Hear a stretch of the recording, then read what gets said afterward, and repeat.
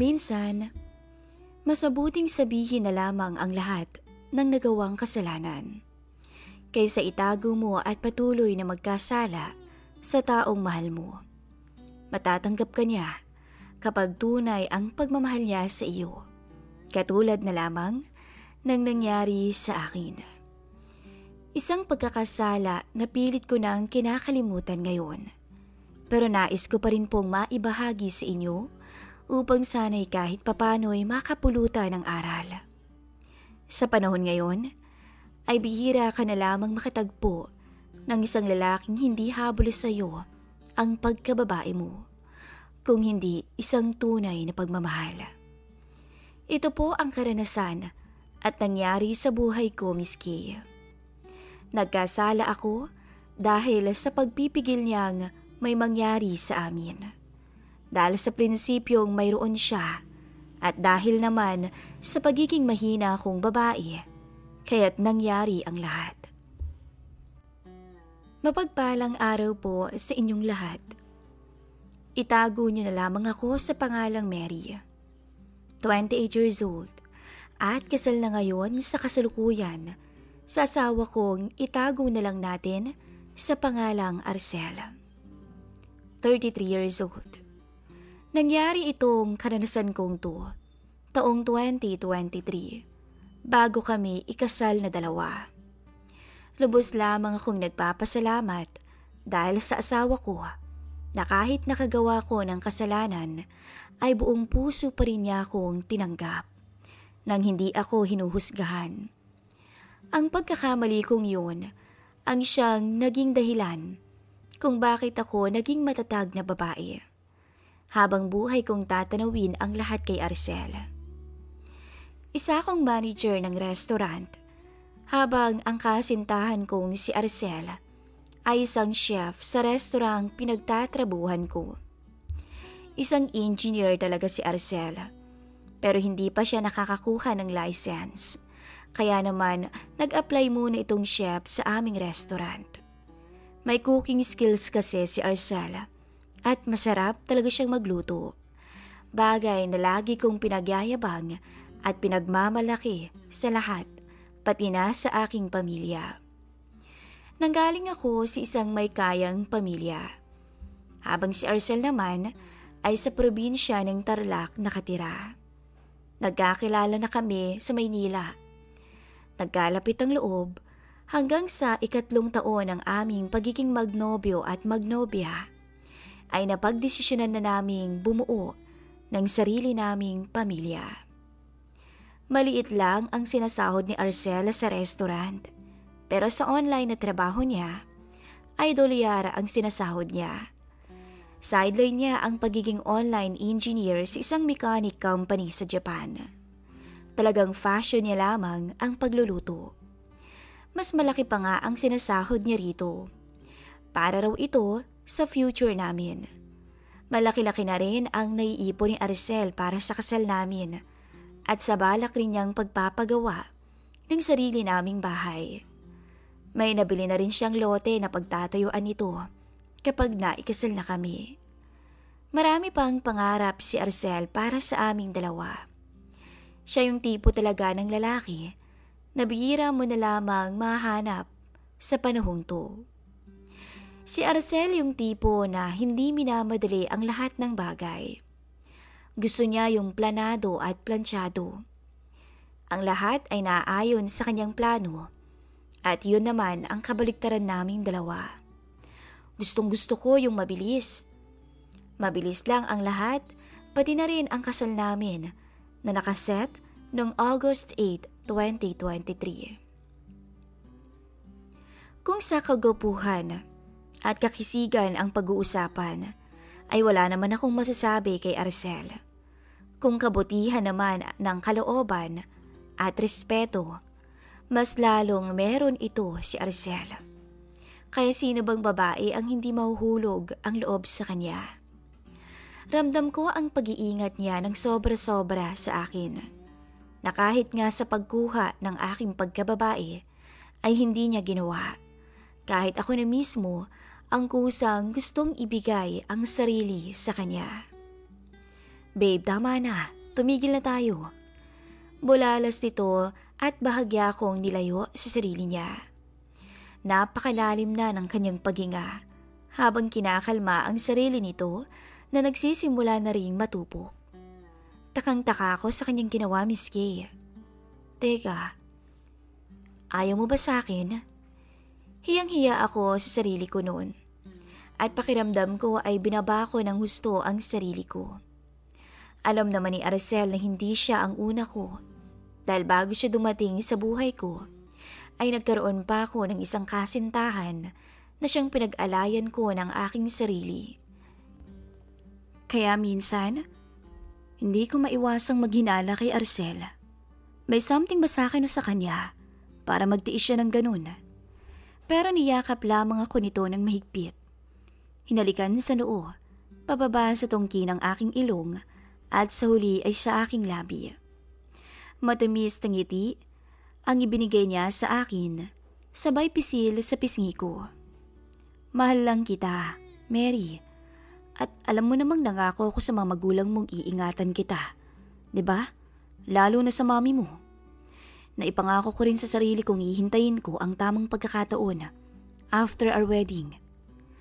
Ganito si Aracel kung magpigil ng nararamdaman para sa akin. Hindi ko talaga siya maintindihan. Hindi ko akalain na may lalaki pang katulad ni Aracel sa panahong to. Ramdam ko naman ang init ng pagmamahal niya kapag umaabot na kami sa ganitong punto. Pero kusa siyang titigil at sasabing hihintayin na lamang ang tamang oras. Nakaset na ang schedule para sa aming kasal. Masayang-masaya ako ng mga oras na yon dahil malapit na. Ilang buwan na lamang. Invited ang kamag-anakan niya sa kanilang probinsya, pati na rin ang sa akin. Wala na akong mahihiling pa, maliban na lamang talaga sa inaasam-asam ko na may mangyari sa amin dahil hindi na rin talaga ako makapaghintay pa. Sa kalokohan ko nga minsan, Miss Kay, ay nalasing ko pa si Aracel, pero tinulugan lamang ako ng bokong. Pero at least, nakatabi ko siyang matulog. Sa mga sumunod na araw, ay tumira na ako sa apartment niya. Wala naman siyang nagawa, lalo na nung sa loob na ako ng kwarto natutulog. Pero wala pa ring effective ang lahat ng ginagawa ko. Matutulog akong nasa mga bisig niya at gigising pa rin sa mga yakap niya na yun lamang ang natitikman. Maalaga din siya sa akin. Mula sa almusal at baon namin sa trabaho. Kahit nga sa trabaho, maya't maya pa rin niya akong chine-check kung kumain na ako. Sabay kaming kakain ng lunch at sabay uuwi pagkatapos. Pagdating ng bahay, ay siya pa rin ang magluluto. Naroon lamang ako sa kusina para tikman ang luto niya at kumain. Malinis din sa bahay si Aracel. Araw-araw yan, Miss Kay. Pagising ko ay malinis na ang bahay. Kaya naman sobrang in love ako sa kanya. Na sa di magtatagal ay magiging asawa ko na rin. Wala akong balak na maghanap pa ng iba. At kontentong-kontento kung siya lang ang lalaki sa buhay ko. Masaya akong binigay ng Diyos sa akin si Aracel.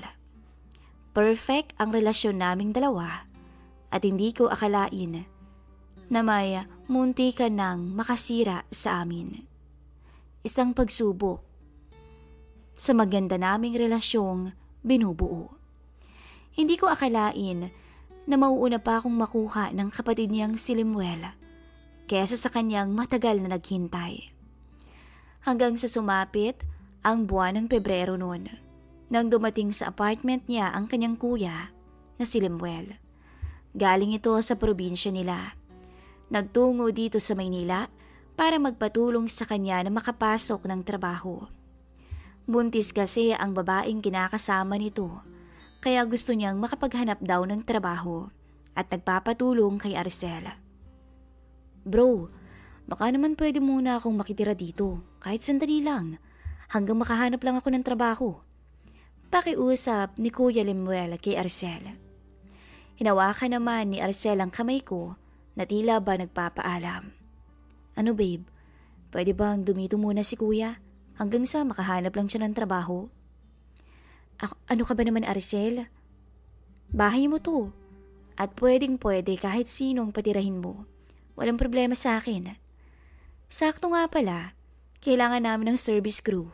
Pwede ka mag-apply doon, kuya. Pansamantala lang. Kaya lang minimum lang ang sahod. Pero may overtime naman. Naalala ko kasi bigla na hiring pala kami ng service crew. Nalaman ko kasing hindi naman nakapagtapos ng pag-aaral ang kapatid ni Arcel. Kita ko pa ang pagkislap ng mga mata ni Arcel habang hinawakan ako sa bewang. Salamat.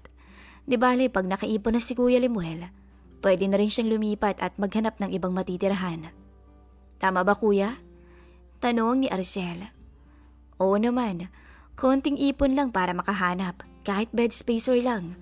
Alam niyo naman kasing hirap maghanap ng trabaho, kaya buti na lang natulungan niyo ako. Salamat ulit, Mary. Di bale, susuklian ko ang kabaitan mo. Wika pa nito. Sa pagtama ng aming mga mata, ay para bang nakaramdam ako ng mali. Parang may hindi tama. Kakaiba ang kanyang ngisi. Pero sa isip ko, baka masyado lamang akong nag-iisip ng kung ano-ano. Kung gaano pala kaseryoso si Arcel, ay kabaligtaran ang kwelang ugali ni Limuel. Kung napakabait ni Arcel, ay brusko naman ang taong to. Kinakabahan nga ako sa kanya sa tuwing magtatama ang mga mata naming dalawa. Mayroong kakaiba sa kanya na kinakatakutan ko bilang babae. Hanggang lumipas na ang araw, ay nakapagpalagayan ko naman o napalagay na ang loob ko kay Kuya Limuel. Nasasanay na rin ako sa pagiging pilyo niya dahil ganoon pala talaga ang ugali nito kahit sa trabaho. Lapitin siya ng mga babae. Katatapos ko lang maligo noon nang lumabas ako ng kwarto namin ni Arcel na nakasuot ng bathrobe. Ang buhok ko ay nakabalot pa ng tuwalya. Magtitimpla sana ako ng kape para sa amin ni Arcel. Naliligo pa kasi siya sa loob. Nabigla na lamang ako nang may maramdaman akong tao mula sa likuran ko. Ang bango-bango mo naman, Mary. Wika ni Limuel sa akin. Mabilis akong umiwas noon. Ngunit hinapit niya lamang ako. Alam mo, kung ako si Arcel, hindi kita hayaang makalabas ng kwarto. Teka, ano bang sinasabi mo? Wika ako dito. Kunwari ka pa. Alam kong alam mo ang ibig kong sabihin. Alam mo bang magaling akong kumilatis ng babae? Base sa nakikita ko sa'yo, Mary, madali ka lang makuha. Wika nito. Nagmadali ko siyang tinulak dahil sa takot ko sa kanya. Tinawanan lamang niya ako at inabutan ng kape. Ipinagtimpla na kita ng kape, ganda. Ang ganda mo kasi. Nahuli mo ako dun. Namilog ang mga mata ko nang bigla na naman niya akong hapitin. Kinabahan na talaga ako, kaya naman napatakbo ko pabalik sa loob ng silid namin ni Arcel. Ikinalma ko ang sarili ko habang tinutuyo ko na ang buhok ko. Hindi na rin ako nakapagtimpla ng kape para sa aming dalawa. Iniwan ko ang kape na binigay ni Limuel. Nakaramdam ako ng kakaiba sa pagkakadikit naming dalawa, pero pinagalitan ko ang sarili ko. Sa paghahangad ko ng isang bagay na hindi naman na ibibigay sa akin at libre ko namang makukuha sa ibang lalaki, ay nakaramdam ako ng kakaibang excitement. Nararamdaman ko na unti-unti akong nadadala sa paglalandi ni Limuel sa akin. Dito na nagsimula na pagtaksilan ko si Arcel, lalo na kapag wala siya sa bahay at may mahalagang lakad. Hindi ko sinasadya na magagawa ko to kay Arcel, pero nakakadala pala ang init at halik ng kanyang kapatid. Mali ito. Sandali. Itinulak ko si Limuel. Bigla na lamang kasi ako nitong sinandal sa may sofa at hinagkan. Pero hindi ito tumigil. Hindi naman ito malalaman ni Arcel kapag hindi mo sasabihin, Mary. Sikreto lamang to. Sikreto na napakasaya. Sabi pa niya. Huwag ka na magpakipot. Para saan ba't bibigay ka din naman? Hindi ko alam kung bakit ako pumayag sa mga nais niya. Basta't alam ko na lang ay tuluyan na rin akong tumugon. Yung mga bagay na excited akong gawin sa akin ni Aracel ay naunang gawin sa akin ni Lemuel. Pero nung time na yon ay hindi niya ako tuluyang inangkin. Ganoon ako kabilis na tupok ng nakadadarang na apoy. Hindi ko lubos maisip na magagawa ko ang bagay na ito. Sa pagkakasala ko sa mga halik ni Lemuel, ay tila ba naghahangad pa ako ng masigit pa doon. Hanggang sa umabot nga kami sa puntong naibigay ko na ang sarili ko sa kanya. Isang gabi noon, nang tuluyan na kaming makalimot ni Lemuel, may minsang pinuntahan si Aracel at nataon namang overtime kami ni Lemuel. Hinintay niya akong matapos upang sabay kaming makauwi. Ngunit ang pag-overtime ko ang siyang magiging daan pala upang tuluyan na akong bumigay sa kanya. Sa loob ng stockroom, kung saan walang CCTV, ay doon sinamantala namin ang pagkakataon at tuluyang isinuko ang aking sarili sa kanya. Oh, Miss Kay, nadala na ako at hindi ko naman yun pinagkakaila. Ang inaakala kong kasiyahan sa paggawa ng bagay na yun ay magdudulot pala ng isang pasakit sa akin. Pagkatapos ng namagitan sa amin ni Lemuel, ay naging iritable ako. Hindi ko na magawang tumingin kay Aracel na kagaya ng dati. Galit na galit ako sa sarili ko, lalo na kay Lemuel. Pero sa tuwing iiwasan ko siya, ay hindi ko naman magawa-gawa. Kabaligtaran kasi ang nangyayari.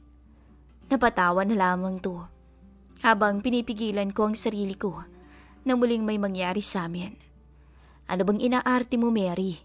Ngayon ka pa ba magkakaganyan? Pero kasi, mali eh. Maling-mali.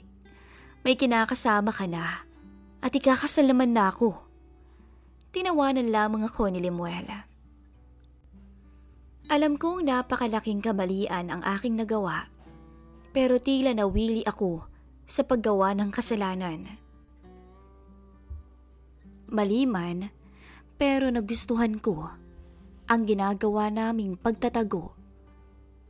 Mali man, pero nagustuhan ko ang mga bagay na patago naming ginagawa ni Lemuel. Pero minsan, sinusundot na rin ako ng konsensya ko dahil sa nagawan ko ng kasalanan ang isang taong napakabuti sa akin. Yung tinatraidor ko ang isang taong walang ibang ginawa kundi ang mahalin lamang ako. Sobrang nakakaliit rin ng sarili. Huli man ang pagsisisi, ngunit ng mga oras na yun, Miss Kay, ay wala na ako sa tamang pag-iisip. Sinayang ko na ang dalisay na pag-ibig ni Aracel at wala na akong mukhang maiharap sa kanya. Kung tutuusin nga ay wala naman sa kalingkingan ni Aracel si Lemuel. Kung kagapuhan at pag-uusapan, lalo na kung sa pera. Magandang buhay ang kayang ibigay sa akin ni Aracel, samantalang kay Lemuel ay walang kasiguraduhan. Pero sa pagkakaroon namin ng lihim na relasyon ni Lemuel, ay dito ako nakaramdam ng excitement. Minsan nga ay tumatakas na ako sa trabaho para maunang umuwi para makasama lamang si Lemuel doon sa apartment. Nakakadiri mang isipin ang ginagawa ko pero nagawa ko talaga ang mga bagay nito nang dahil lamang sa kayabangan ko nang walang kaalam-alam si Aracel. Babe, mauna na akong umuwi pagod ako eh.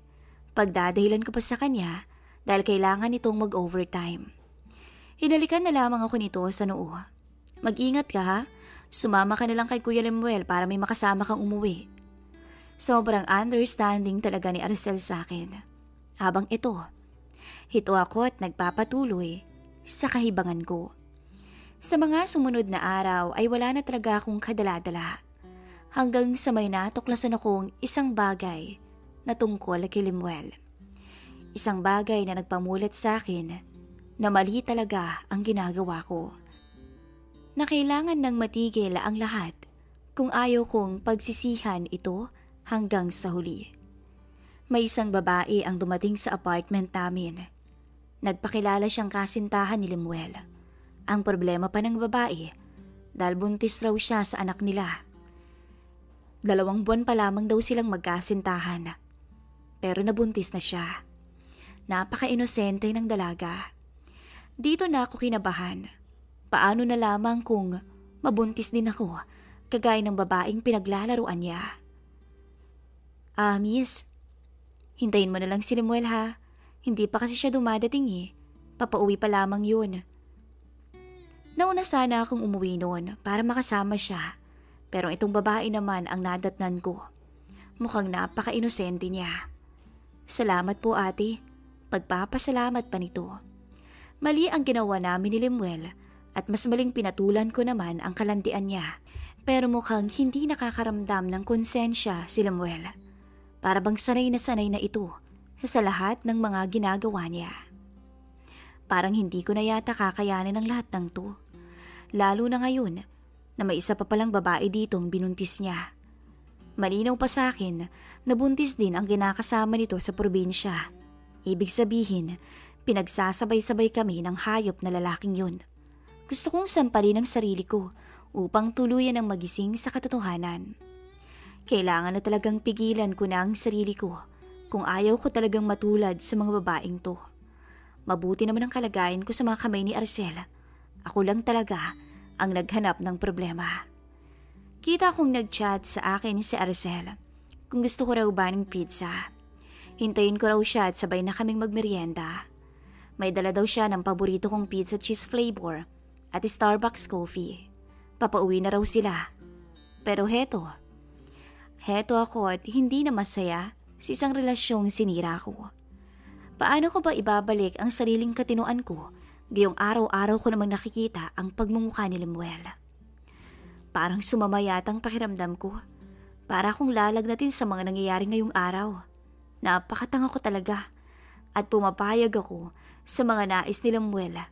Napakatanga ko dahil pumapayag akong may mangyari sa amin ng paulit-ulit. Katanghan at kalandian ang pumaibabaw kasi sa katauhan ko. Sa puso ko, si Arcel naman talaga ang nagmamay-ari. Isang kamunduhang kabaliwan lang naman ang nagawa ko sa piling ni Lemuel. Kaya naman nagdesisyon na ako na ititigil ko na ang kalokohang to. At para makaiwas, ay babalik na ako sa boarding house ko. Babe, andito na ako. Napatigil ako sa pagmumuni-muni nang marinig ko ang boses ni Arcel nang dumating na sa bahay namin. Nakaramdam pa ako ng hiya nang niyakap niya ako. Naroon na rin sa likuran niya si Lemuel, kasama niyang umuwi. Hindi ko yata kayang ganitong sitwasyon na meron kaming 3.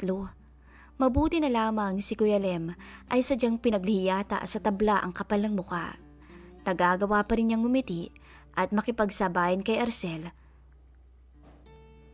kahit na ang dami na naming kasalanan. Sinenyasan ko si Lemuel at gulat na gulat ito nang makita ang babaeng naghahanap sa kanya. Kitang-kita ko kung paano sumama ang mukha niya. Hinila naman ako ni Arcel at dinala sa kusina para kumain ng pizza na dala niya. Pasensya ka na kay Kuya Lemuel. Huwag ka mag-alala. Palilipatin ko na siya ng apartment niya. Total may trabaho naman na siya. Napatawa na lamang ako sa sinabi ni Arcel. Lihim akong nagdiriwang sa sinabi niya. Ikaw, kung yun ang desisyon mo, mas mabuti nga sigurong lumipat na siya dahil may babae pala siya dito. Paano na yung kinakasama niya sa probinsya? Buntis din yun, di ba? Ang sabi ng babae kanina, buntis din daw siya. Kaya nga sakit yan ng ulo sa mga magulang namin eh. Sagot ni Arcel, sabay subo sa akin ng pizza. Masaya ako dahil talagang pinalipat ni Arcel si Kuya Lem kasama ng babaeng nabuntis niya. 3 buwan pa lamang yata siya dito sa pinagtatrabuhan namin, pero heto, at may babae na siya.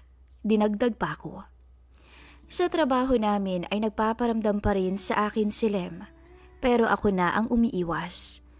Hanggang sa bantaan niya ako. Nasasabihin niya raw kay Arcel ang tungkol sa amin kapag hindi ako makikipagkita sa kanya sa isang hotel. Gigil na gigil ako noon, Miss Kay.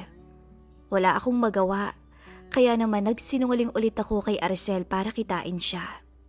Sinabi ko sa kanya na makikipagkita lang ako sa isa kong kaibigan dahil may kailangan ako tungkol sa kasal namin. Palusot na lamang ang ginawa ko.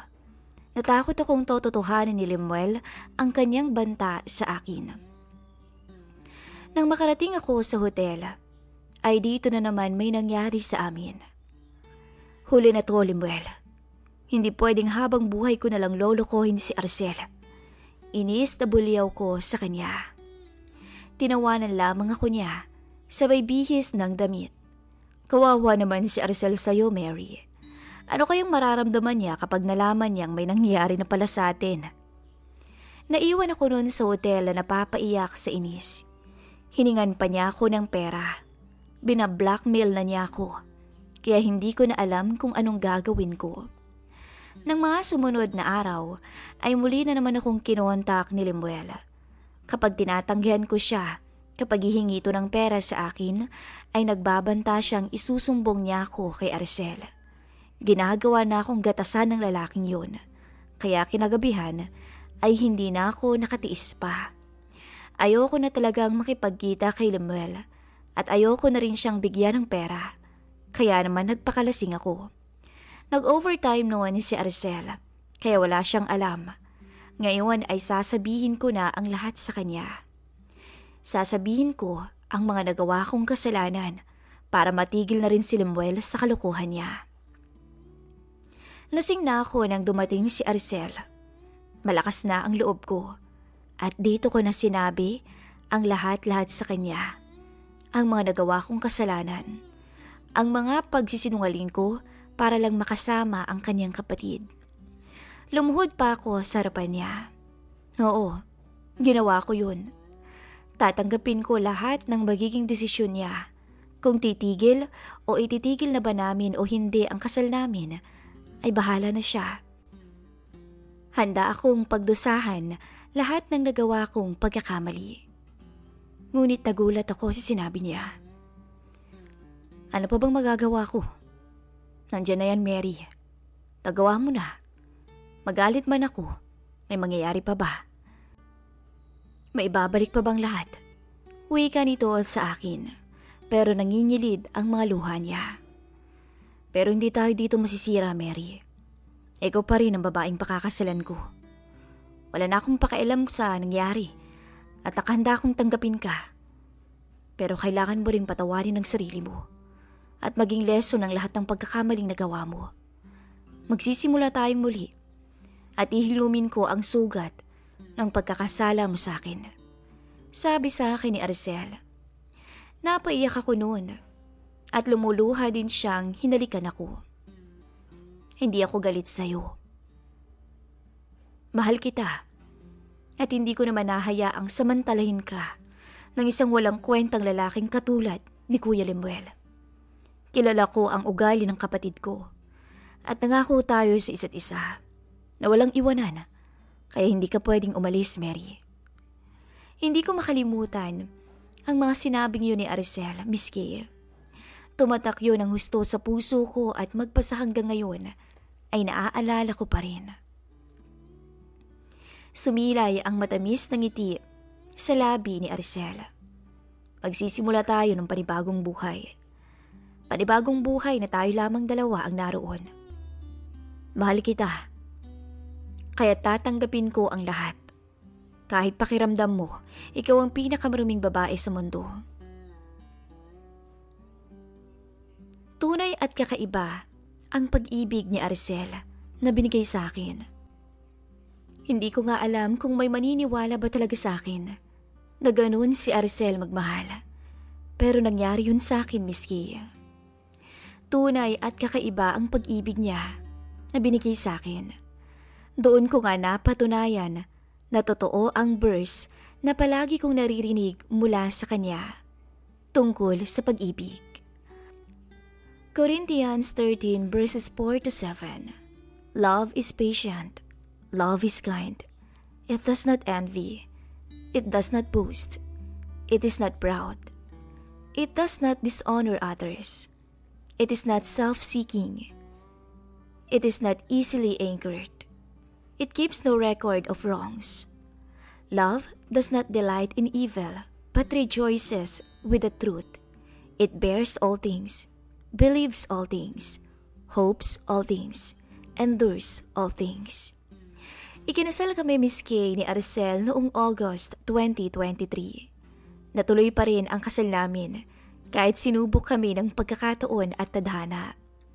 Tinupad niya ang binitawan niyang pangako sa akin na hindi niya ako gagalawin hanggat hindi kami naikasal.